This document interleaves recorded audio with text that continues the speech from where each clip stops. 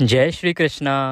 आप सभी को पौष मास के कृष्ण पक्ष की सफला एकादशी की ढेरों शुभकामनाएं।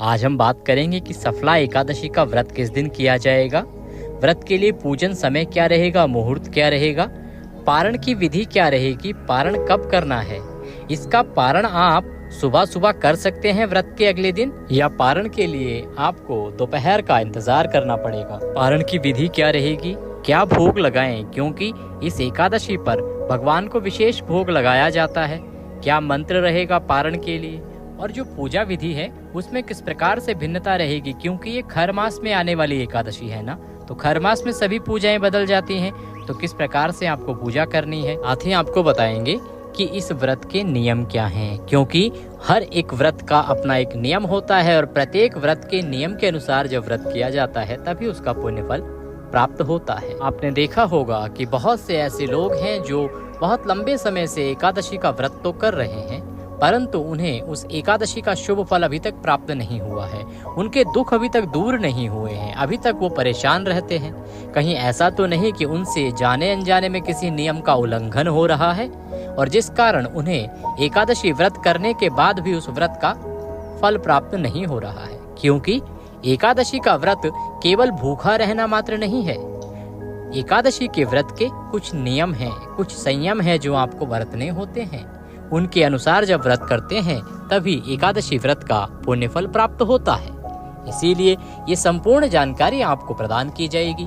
अपने व्रत की सफलता के लिए और अपनी मनोकामनाओं की पूर्ति के लिए कमेंट बॉक्स में अवश्य लिखें जय श्री हरि या ओम नमः भगवते वासुदेवाय। जब आप भगवान का मंत्र लिखते हैं तो उससे भगवान श्री हरि का आशीर्वाद प्राप्त होता है और उनके आशीर्वाद से आपके सभी काम बन जाते हैं। विज्ञान भी ये मानता है कि जब भगवान का नाम लिखा जाता है तो उससे एक सकारात्मक ऊर्जा उत्पन्न होती है और वह ऊर्जा आपके जीवन में सकारात्मक परिवर्तन लेके आती है। इसीलिए आपको अवश्य ही भगवान का मंत्र ओम नमः भगवते वासुदेवाय या जय श्री हरि लिखना चाहिए। आइए जानकारी आरंभ करते हैं। आप देख रहे हैं देवभूमि ज्योतिष संस्थान का प्रतिष्ठित YouTube चैनल देवभूमि धार्मिक।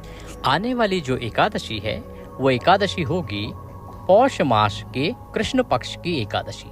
पौष जिसे कुछ प्रांतों में पो के महीने के नाम से भी जाना जाता है और खर मास या मल मास के नाम से भी इसे जाना जाता है। खर मास इसलिए क्योंकि इस समय सूर्य देव धनु राशि में गोचर कर रहे होते हैं, इसलिए इस एक महीने को खर मास के नाम से जाना जाता है।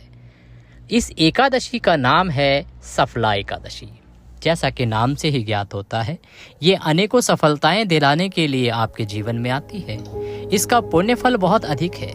यदि आप इस एकादशी का व्रत करते हैं, पूजन करते हैं, तो आपके जीवन से असफलताएं दूर होती हैं और आपको अपने कार्यों में सफलता प्राप्त होती है। किसी भी प्रकार की परेशानी क्यों ना हो, उन सभी कार्यों में आपको अवश्य रूप से सफलता प्रदान करने के लिए ही सफला एकादशी का व्रत महत्वपूर्ण माना जाता है। इस एक व्रत के प्रभाव से आपके जन्म जन्म के पाप नष्ट हो जाते हैं। एकादशी के व्रत के जो नियम है ना, वो दशमी तिथि से आरंभ होते हैं। दशमी तिथि अर्थात व्रत के एक दिन पहले ही इसके नियम आरंभ होते हैं। नियम ये कहता है कि आपको दशमी तिथि को दोपहर के बाद अन्न नहीं खाना चाहिए, परंतु क्योंकि आज के समय में शारीरिक हालात सबके अलग होते हैं, सेहत से संबंधित बड़ी सारी परेशानियां जीवन में होती हैं, इसीलिए आप भोजन कर सकते हैं रात्रि में भी, लेकिन तामसिक पदार्थों का प्रयोग ना करें। तामसिक पदार्थों का प्रयोग पूर्ण रूप से वर्जित है, इसका सदा आपको ध्यान रखना चाहिए। तुलसी के पत्ते के बिना भगवान को एकादशी द्वादशी पे भोग नहीं लगता है, इसीलिए एक दिन पहले ही अगर संभव है तो तुलसी के पत्ते तोड़ के रख लीजिए, उतार के रख लीजिए। माताएं बहनें जो व्रत करती हैं तो एकादशी के दिन बाल नहीं धो सकते हैं, तो आपको बाल भी अपने एक दिन पहले ही धो लेने चाहिए और ब्रह्मचर्य का जो पालन है वो भी इसी के साथ आरंभ हो जाता है। इस नियम की चर्चा हम बाकी जानकारी के अंत में भी करेंगे, अन्य नियमों के साथ भी करेंगे। इस प्रकार से ये दशमी तिथि के नियम हैं। फिर एकादशी को आपको सुबह सूर्योदय से पहले उठना चाहिए। सूर्योदय से पहले उठ के स्नान आदि करके भगवान भास्कर को जल दीजिए और फिर हम सबसे पहले व्रत का संकल्प करेंगे। संकल्प करने के बाद पूजन करेंगे और पूजन के बाद कथा सुनेंगे। ये होता है विधान। तो आइए सबसे पहले संकल्प करते हैं, फिर पूजन करते हैं। तो स्नान आदि करके आप आसन लगा के बैठ जाएं जिस स्थान पर आपको भगवान की पूजा करनी है। सामग्री के रूप में आपके पास होनी चाहिए भगवान की तस्वीर। एक लोटा लीजिए, साफ मंजा हुआ लोटा, उसमें साफ पानी भर लीजिए और थोड़ा सा गंगा जल उसमें मिला लीजिए। एक फूल माला आपके पास होनी चाहिए, थोड़े से खुले फूल रख लीजिए, धूप रख लीजिए, घी का दिया बनाइए, गोल बाती वाला दिया बनाइए, थोड़ा सा कपूर रख लीजिए जिसे कि आप आरती के लिए प्रयोग में करेंगे। आरती के लिए अलग से एक दिया तैयार कर लीजिए और भगवान को भोग लगाने के लिए मिठाई रख लीजिए। मिठाई में आपको नैवेद्य के रूप में जो अर्पित करेंगे ना आप भगवान को, उसमें इस एकादशी पर बेसन से बनी हुई मिठाई का विधान है। आपको भगवान श्री हरि को सफला एकादशी पर बेसन अर्थात या तो आप चने से बनी हुई बर्फी या लड्डू कोई है आपके पास तो उसकी भोग लगाएं, या बेसन की बर्फी या बेसन के लड्डू का भगवान को भोग लगाएं तो बहुत अत्यधिक फल होता है सफला एकादशी पर। ये सभी सामग्री एकत्र कर लीजिए, एकत्र करके रख लीजिए और अब हम पूजन आरंभ करेंगे। आसन लगा के आप बैठ जाइए। भगवान की जो तस्वीर है ना उसको आप स्थापित कीजिए। अगर आपके पास कोई चौकी है तो चौकी पे रखिए, चौकी नहीं है कोई लकड़ी का पटरा है उस पर रख सकते हैं, अन्यथा पृथ्वी पर रखकर भी आप पूजन कर सकते हैं। तस्वीर कैसे रखनी है उसका विधान बताते हैं। सबसे पहले जहाँ रख के आपको तस्वीर को रख के पूजन करना है ना, उस स्थान पर सबसे पहले जल के छींटे दीजिए। लोटे में जल भरा है आपने, उसमें गंगा जल मिला लिया है जैसा हमने बताया था, तो उस जल से थोड़े से छींटे दीजिए उस स्थान पर। ये हो गया उस स्थान का पवित्रीकरण। उसके बाद उस स्थान पर पुष्प बिखरा दीजिए, थोड़े खुले फूल डाल दीजिए। ये भगवान को आप आसन प्रदान कर रहे हैं। भगवान को आसन तो देना होता है ना, बिना आसन के तो भगवान को आप रख नहीं सकते। तो भगवान को पुष्प के रूप में आपने आसन दिया। अब प्रेम पूर्वक भगवान की तस्वीर को वहां पर स्थापित कर दीजिए, रख दीजिए। अब हम पूजन आरंभ करेंगे। इसके लिए सबसे पहले जो पूजा करने वाले हैं उसको अपने आप को पूजा के योग्य बनाना होता है। तो उस जल से जल आचमनी आप करेंगे। एक चम्मच से अपने हाथ में जल लीजिए, ओम बोलिए माधवाय नमः, पी लीजिए ओम केशवाय नमः, फिर लीजिए पी लीजिए ओम नारायणाय नमः। इस प्रकार से 3 बार जल पी लीजिए। हस्तो प्रक्षालनम, फिर से हाथ में जल लीजिए, हाथ धो लीजिए, अपने आप को तिलक कीजिए। मौली आपके पास है तो मौली बांधिए। अब आप पूजा के लिए तैयार हैं। अब हम पूजन आरंभ करेंगे। सबसे पहले जो हम पंचोपचार से पूजन करते हैं ना, तो पंचोपचार पूजा विधि जो है वो तिलक से आरंभ होती है। भगवान को सबसे पहले तिलक कीजिए। देखिए एक इसमें षोडशोपचार पूजा विधि होती है जिसमें हम कलश अलग से स्थापित करवाते हैं। कलश स्थापित करने के साथ हम भगवान गणेश को अलग से स्थापित करवाते हैं और फिर पूजन करते हैं गणेश जी का, नवग्रह का और कलश देवता के साथ विष्णु भगवान का, इन सब का पूजन करते हैं। परंतु वो जो विधि होती है ना, वो विधि बहुत बड़ी है और सामान्य जन उसको नहीं कर सकते। इसीलिए एक विधि आती है शास्त्र में, वो आती है पंचोपचार पूजन विधि, जो सामान्य से सामान्य जन भी कर सकते हैं। और हमारा उद्देश्य यही होता है कि वो पूजा विधि बताई जाए जो शास्त्र अनुसार भी हो और जिसको करने में किसी को बहुत अधिक कष्ट भी ना हो। तो पंचोपचार पूजन विधि है जिससे हम पूजन करेंगे। सबसे पहले भगवान को स्नान कराने के लिए जल के छींटे दीजिए। उसके बाद भगवान को तिलक कीजिए।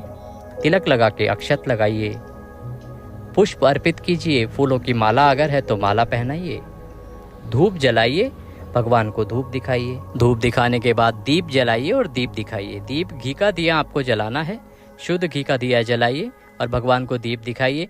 ये ध्यान रखिए कि दीपक जो है ना आपको उठाना नहीं है। आप जब दीपक रख रहे हैं जला के तो उस स्थान पर पहले आपको या तो चावल डालने हैं या पुष्प रखने हैं या गेहूं रखने हैं। इस प्रकार से आसन देना है और उस आसन के ऊपर ही आपको दीपक रखना है, ये आपको ध्यान रखना है। उसके ऊपर आपने दीपक रखा है जला के तो वो दीपक हिलाना नहीं है, क्योंकि दीपक जो है ना वो प्रत्यक्ष देवता हैं। प्रत्यक्ष देवता हैं जो एक प्रकार से साक्षी हैं आपकी इस पूजा के। इसीलिए आपको उस दीपक को वहीं रखना है।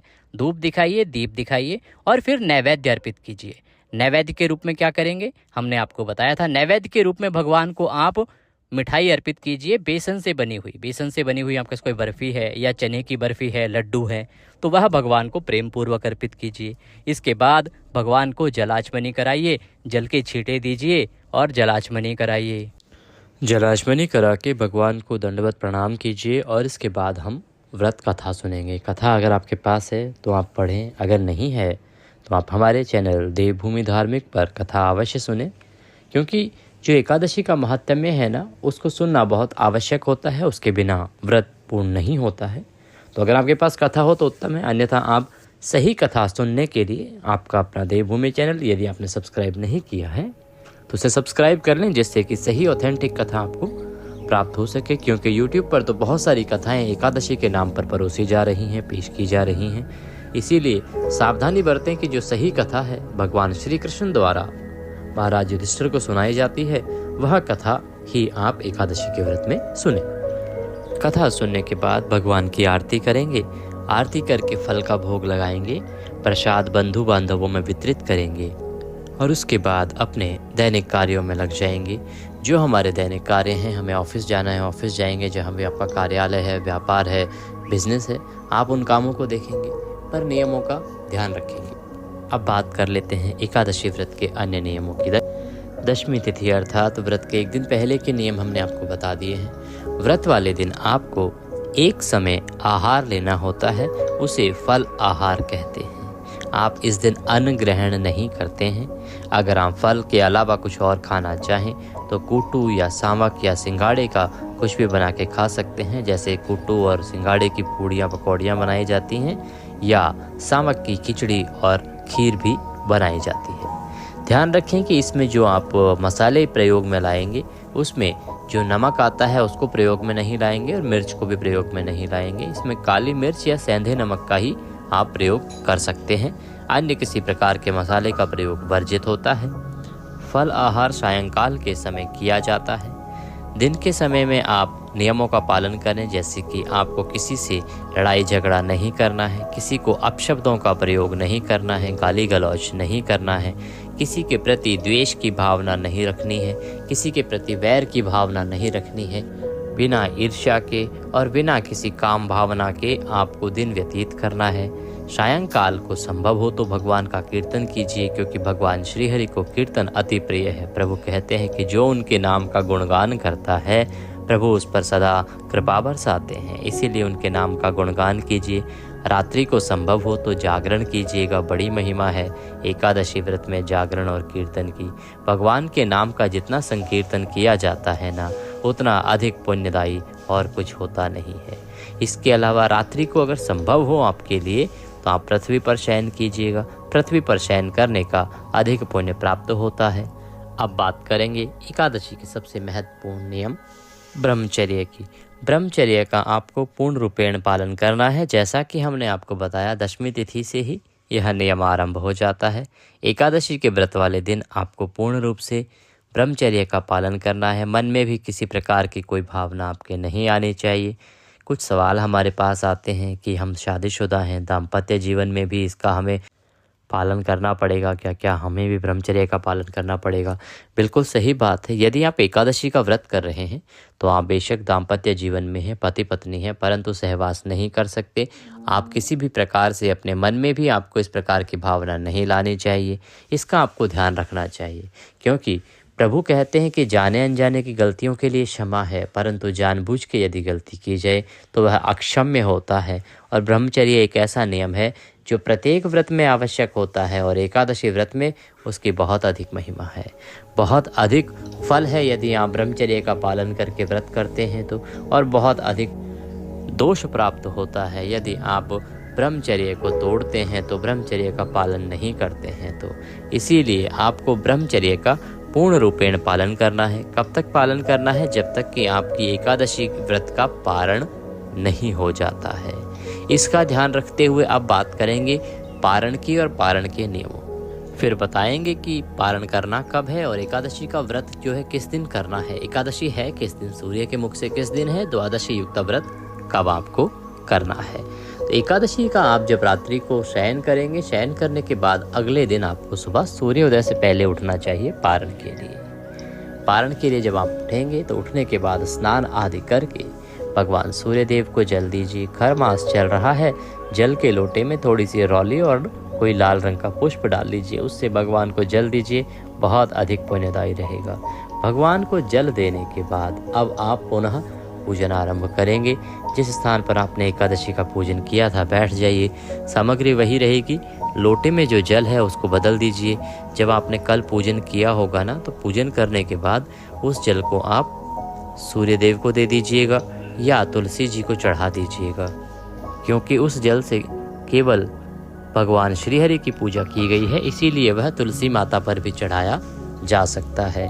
उसके बाद आप आज के दिन पुनः उस लोटे में शुद्ध जल भरिए, थोड़ा सा गंगा जल उसमें मिला लीजिए और हम पुनः पंचोपचार पूजा विधि जो हमने कल आपको बताई थी ना, पहले स्नान कराएं, रौली लगाएं, कुमकुम लगाएं, भगवान को अक्षत लगाएं, फूलों की माला पहनाएं, धूप दिखाएं, दीप दिखाएं और नैवेद्य अर्पित करें। इसके बाद हम भगवान को भोग लगाएंगे।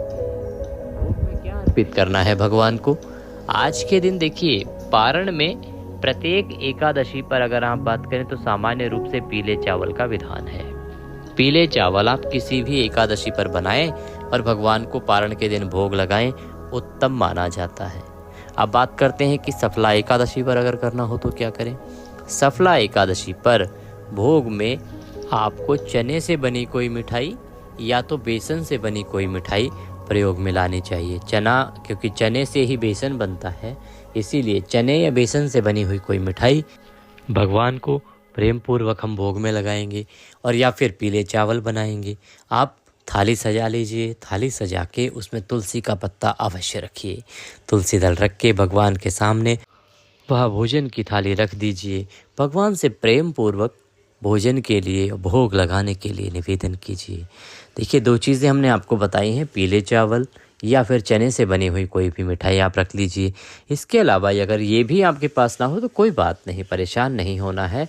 आप पारण के दिन भगवान को पुनः फल का भोग लगा सकते हैं। अन्यथा घर में जो भी शुद्ध भोजन बना हो, जिसमें तामसिक पदार्थ, लहसुन, प्याज आदि का भी प्रयोग ना किया गया हो, इस प्रकार से कोई भी शाकाहारी शुद्ध भोजन आप बना के और भगवान को भोग स्वरूप प्रेम से अर्पित कर सकते हैं। भगवान प्रेम के बड़े भूखे हैं। हाँ, यदि आप किसी विशेष चीज़ को बनाते हैं तो उसका फल अधिक होता है। इसीलिए हमने आपको बताया कि सफला एकादशी पर किस चीज़ का भोग लगाया जाता है। तो आप प्रेम पूर्वक भगवान की थाली सजाइए, तुलसी दल रखिए और भगवान से भोग का निवेदन कीजिए। भगवान प्रेम से बुलाएंगे तो अवश्य आएंगे। भोग लगाने के बाद आप जलाचमनी कराइए। और अब आती है पूजा की अंतिम विधि, जिसे कहते हैं पुष्पांजलि। किसी भी व्रत की सफलता में निहित होती है। ये व्रत के अंत में, पूजन के अंत में अवश्य ही किया जाना चाहिए। इसके लिए हाथों में पुष्प ले लीजिए, हाथ जोड़ के भगवान से निवेदन कीजिए। मैं बोलता हूँ, वैसे मेरे पीछे पीछे दोहराइएगा, मन ही मन भगवान से निवेदन कीजिएगा। आवाहनम न जानामि न जानामि विसर्जनम, पूजम चैवम न जानामि क्षम्यताम परमेश्वर। हे प्रभु, ना हम आपका आवाहन जानते हैं, न पूजन जानते हैं, न विसर्जन जानते हैं। अज्ञानी जीव हैं, जैसी बन पड़ी है वैसी सेवा आपके श्री चरणों की है। भगवान, इसमें जाने अनजाने में कोई गलती, कोई त्रुटि, कोई भूल हमसे हो गई हो तो उसे क्षमा कीजिएगा। आप तो दया सिंधु हैं, हम आप दर के भिखारी हैं। हे ईश्वर, आप सर्व समर्थ हैं। हमारे जाने अनजाने की गलतियों को क्षमा करते हुए दया का आशीर्वाद प्रदान कीजिए। इसके निमित्त आपको अर्पित करने के लिए हमारे पास कुछ नहीं है। जैसा कि हम पहले ही कह चुके हैं, तन मन धन सब आप ही का है। हमारे पास क्या है? मालती मलका जाति सत्पत्रांत संयुक्तम, पुष्पांजलिम मया दत्ताम ग्रहणाम परमेश्वर। प्रभु, यह पत्र पुष्प की भेंट है, इसे आप स्वीकार करें और आशीर्वाद प्रदान करें। इस प्रकार वह पुष्प भगवान के चरणों में अर्पित कर दीजिए। भगवान को दंडवत प्रणाम कीजिए। प्रणाम करने के बाद हम व्रत का पारण करेंगे। उससे पहले आपको किसी ब्राह्मण को भोजन कराना चाहिए। ब्राह्मण को निमंत्रण दीजिए, भोजन कराइए। भोजन ना करा सके तो ब्राह्मण को कुछ दान अवश्य करना चाहिए। आप भोजन की कोई सामग्री ले लीजिए, दूध का पैकेट ले लीजिए, साथ में चीनी ले लीजिए, या फिर आप इसके अलावा चावल ले सकते हैं या बिस्किट आदि के पैकेट भी आप ब्राह्मण को दान दे सकते हैं। दान दक्षिणा देने के बाद अब आप व्रत का पारण करेंगे।